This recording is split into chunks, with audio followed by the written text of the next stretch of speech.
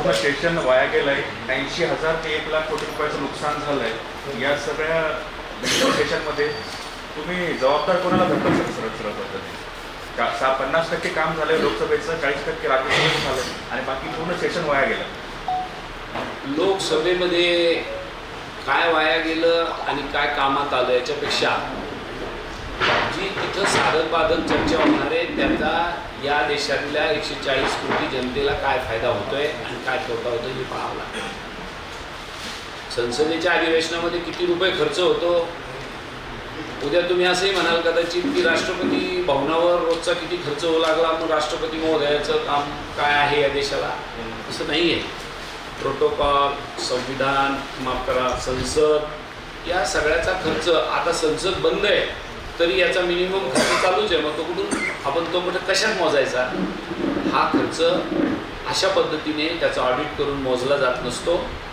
हे या देशातल्या 140 जनतेकरता या सरकारने काय केलं आहे, त्याची अंमलबजावणी योग्य अयोग्य होते का, त्याचं ऑडिट करणं, त्याची तपासणी करणं आणि सरकारला प्रश्न विचारणं, याच्यासाठी अधिवेशन राहणे. त्या जनता जनार्दनाचं नुकसान या सरकारने केलं अधिवेशन बंद ठेवून. आमची दुसऱ्याच आठवड्यात राहुलजींनी तयारी केली होती, आम्ही इंडिया गठबंधनकडून अधिवेशन चालवायला तयार आहोत. शेवटी त्यांच्याकडून सुरुवात झाली की नाही आम्हाला नाही चालवायचं.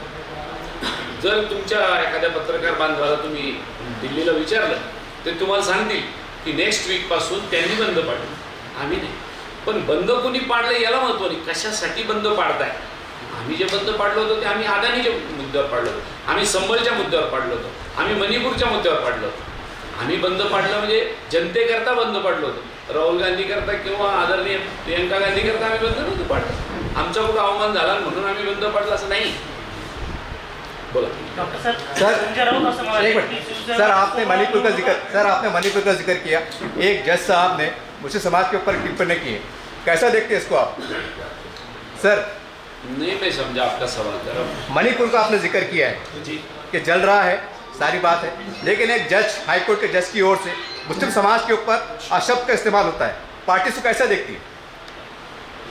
मुझे उसके बारे में ज़्यादा मालूमात जानकारी नहीं है कि वो जज साहब ने मुस्लिम समाज के बारे में क्या बोला, लेकिन यदि मुस्लिम समाज के बारे में कोई जज साहब ने गलत टिप्पणी करी होगी तो उसके लिए मैं उनके स्टेटमेंट के साथ में नहीं रहूँगा, इतना ही बता सकता हूँ. संजय राऊत यांनी सांगितलं की आता आगामी महापालिकेची निवडणुका स्वतंत्र लढणार आहे, शिवसेना स्वतंत्र लढणार आहे, महाविकास आघाडी नको म्हणतात, काँग्रेसची साथ सोडत आहेत. काय नेमकी आपली काँग्रेस स्वतंत्र निवडणूक लढवणार आहे, काय नेमकं? हा निर्णय तर मी तुम्हाला इथं बसून एकटा सांगू शकणार नाही की आपण महाविकास आघाडीमध्ये निवडणुका लढणार नाही आहे याच्याबद्दलचा. पण काल परवापर्यंत मी येऊन आलो तर आमची इंडिया गठबंधन जसंच्या तसंच आहे. आता राहिला प्रश्न वेगवेगळ्या राज्यामध्ये वेगवेगळ्या प्रादेशिक पक्षासोबत जे अलायन्स आहे, ज्या आघाड्या आहेत, त्याच्यामध्ये प्राप्त परिस्थितीमध्ये ज्या ज्या वेळेला काही स्थानिक स्वराज्य संस्थेच्या निवडणुका लागतील त्यावेळेला आमचे आणि त्यांचे वरिष्ठ नेते बसतील. ज्या वेळेला जसं पोषक वातावरण असेल त्यावेळेला आमचे आणि त्यांचे हायकमांड एकत्र बसून निर्णय करतील. तो जो निर्णय घेतील तो आपण मान्य राहील. स्वतंत्र लढायची नाही, त्यांची तयारी जरी असली तरी निवडणुका ही असं विषय आहे, हे निरंतर चालणारा लोकशाहीतला विषय आहे. आणि काँग्रेसने आतापर्यंत 75 वर्ष निवडणुका लढत आलाय, काँग्रेसला काही अनुभव नाही असं. दुसरा आहे की JPCचा मुद्दा आहे. आता सध्या अदानीचं प्रकरण चालू आहे, संबल आणि मणिपूर, या तिन्ही विषयावर JPC तुमची जॉईंट पार्लिमेंट कमिटी अजूनही नियुक्त नाही आहे. दुसरं आहे की काँग्रेस पक्ष सर्वोच्च न्यायालयात या प्रकरणी, या तिन्ही गांभीर्याने प्रकरणी काँग्रेसने कधी विचार केला की सर्वोच्च न्यायालयात आपण जाणार नाही? कोणते तिन्ही प्रकरणावर? अदानीचं घोटाळा, संबल आणि मणिपूर. कसं आहे, हे वेगवेगळे 2 प्लॅटफॉर्म आहेत. जेव्हा अधिवेशन चालू असतं संसदेमध्ये त्यावेळेला आपल्यासाठी या देशाचं सर्वोच्च सभागृह हे संसद आहे. तुम्हाला एक जुना दाखला देतो मी. सोमनाथ चटर्जी नावाचे आपल्या संसदेचे सभापती किंवा स्पीकर राहिलेले, त्यांना एकदा सुप्रीम कोर्टाने नोटीस पाठवली होती, ते गेले नाही. त्या सुप्रीम कोर्टापेक्षाही हैराकर्ती हे आपलं कायदेमंडळ आहे आणि ही संसद आहे. म्हणून पहिल्यांदा संसदेमध्ये न्याय मागितला पाहिजे विरोधी पक्षाने, म्हणून आम्ही या विषयावर संसदेमध्ये आवाज उठवलेला आहे. शेवटी त्यांनी नाही उठवला आवाज, आम्हाला कोर्टात जावं लागेल. पण एकदा संसदेचे दरवाजे तर ठोठावले पाहिजे. ज्या वेळेला त्यांचे दरवाजे ठोठावल्यानंतर न्याय मिळाला नाही त्यावेळेला जाऊया. आमची पक्षाची जी नेते मंडळी आहे त्यातले परत कायदेशीर जे सल्लागार आहेत त्यांच्याशी आमची वरिष्ठ मंडळी विचार विनिमय करतील, त्याचा पुढचा निर्णय करतील. औरंगाबादून कलेक्टर ऑफिस असं आहे का? जी सर, ती परवाच्या आंदोलनामध्ये तुम्ही संसदेच्या त्या गॅलरीमध्ये चढला होता, तुम्हाला अडवायला तिथे गार्ड वगैरे आले होते. असं म्हटलं जातं की राहुल गांधींनी त्या लेडीजला पण हर्ट केलं, त्यांच्या अंगावर जाण्याचा प्रयत्न केला, त्यांनी राज्यसभेत रेकॉर्डवर बयान दिलेलं आहे. नंतर राहुल गांधींनी धक्काबुक्की केली आहे. तुम्ही तिथले प्रत्यक्ष म्हणजे आखो हे होतात. मी आपल्याला परत मगाशी बोललो, आता परत एकदा बोलतो.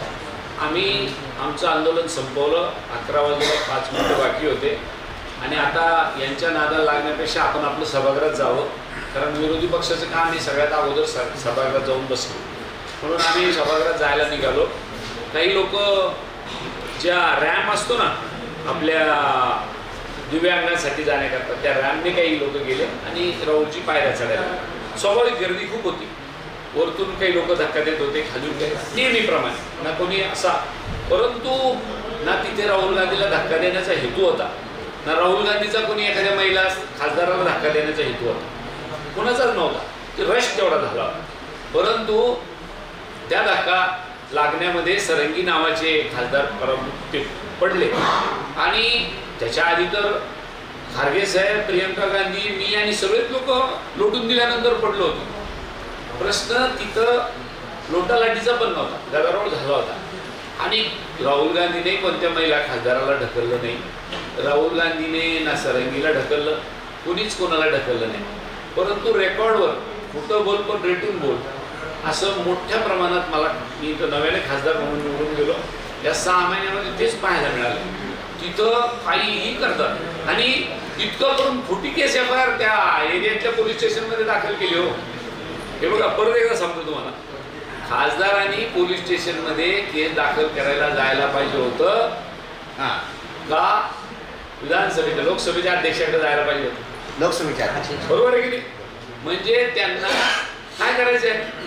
अरे हे प्रश्न सभागृहामध्ये मांडा ना, सभागृहामध्ये मांडा. आम्हाला सभागृहामध्ये कदाचित राहुल गांधी साहेबांची माफी मागायला लावली पाहिजे.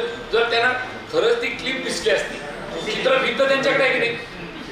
CCTV कॅमेरे सगळ्या ठिकाणी लागलेले आहे, चित्रफित त्याच्यात आहे. त्यांना दूध का दूध, पाणी का करता आलं असतं ना. पण देशामध्ये संभ्रम निर्माण करायचा आणि पोलीस स्टेशनला केस देऊन दाखल करायची, साधी गोष्ट आहे. केस दाखल केली पण सभापतीची परवानगी नसताना केस दाखल करता येते का? नाही करता येत. ते सांगू तुम्हाला. चर्चा काय झाली पाहिजे, हे सगळं का केलं तर अमित शहाच्या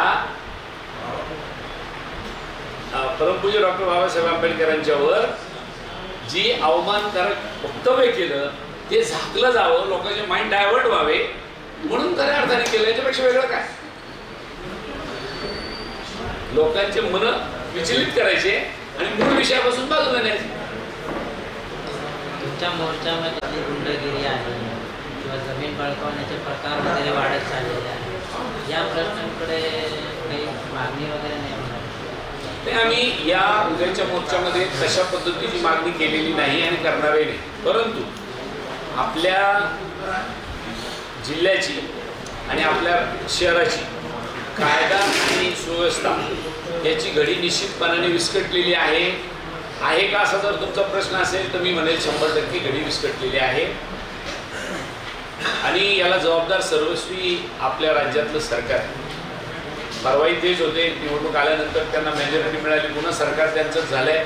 परंतु इथे फार मोठ्या प्रमाणात कायदा हातात घेऊन रोज वेगवेगळ्या प्रकारच्या घटना आपल्याला पाहायला मिळतात. म्हणून त्याच्यासाठी वेगळा प्लॅटफॉर्म तयार करून काँग्रेस आपल्या पक्षाच्या प्लॅटफॉर्मवर CPला आणि कलेक्टर महोदयाला आणि आपल्या ग्रामीणच्या SP ला वेगळे निवेदन देणार.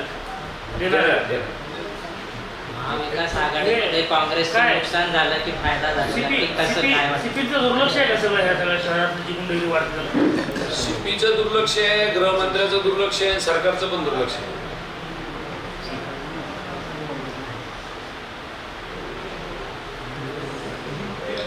अजून काय? परभणीचा जो विषय आहे त्यामध्ये संविधानाचे जे अवहेलना केली ते एका मनोरुग्णाने केली म्हणतात आणि अमित शहा जे स्टेटमेंट दिलं की बाबासाहेब आंबेडकर म्हणतात ते बी मनोरुग्ण होऊ शकतात. ती मनोरुग्ण आहे की नाही मला माहीत नाही, परंतु आणि ही सुद्धा विटंबना संविधानाच्या प्रतिकृतीची जी विटंबना आहे ही सुद्धा कुणी एखाद्या वेड्या माणसाने केली का वगैरे याच्याबद्दलची खात्री मला नाही सांगता यायची काय आहे. परंतु ज्या पद्धतीने परभणीमध्ये पोलीस कस्टडीमध्ये दोन लोकांचा मृत्यू झाला, एकाचा मृत्यू झाला आणि त्या मृत्यूमध्ये त्यांच्या आईने आरोप केला की पोलिसांनी मारलं म्हणून माझा मुलगा केला. बरोबर आहे? हे कशाचं प्रतीक आहे? एकीकडे परभणीत घटना घडते, दुसरीकडे बीडला घटना घडते. अशा परिस्थितीमध्ये आता लोकांनी कोणाकडे न्याय मागायला हा प्रश्नच आपल्यासमोर. म्हणून कोण मनोरुग्ण आहे कोण नाही याच्यापेक्षा महत्त्वाचं आता सत्ता चालवणाऱ्यांनी याचा विचार करायला पाहिजे की आमच्या राज्यामध्ये काय चाललं. राहुल गांधी येत आहेत ते फक्त परभणीला थांबणार, बीडला जाणार नाही. मला अजून त्यांचा दौरा आला नाही. कालपर्यंत असं माहिती होती की फक्त परभणी जाणार आहे, परंतु रात्री असं कळलं होतं की रिवाईज दौरा करणार आहे. पण तो रिवाईज दौरा अजून आमच्याकडे आला नाही. सोबत तुम्ही आहातच. हो आहे ना. रिवाईजमध्ये बीड पण आहे परभणी. मला आत्ता नाही सांगता येत, पण रात्री अशी चर्चा होती की आम्ही आता राहुलजींच्याकडे जाऊन एक सांगणार आहे की आपल्याला रिवाईज दौरा करायचा आहे. मग आता ते रिवाईज दौरा अजून आमच्यापर्यंत आला नाही. तो आला की आम्ही कळवतो. थँक्यू. हो.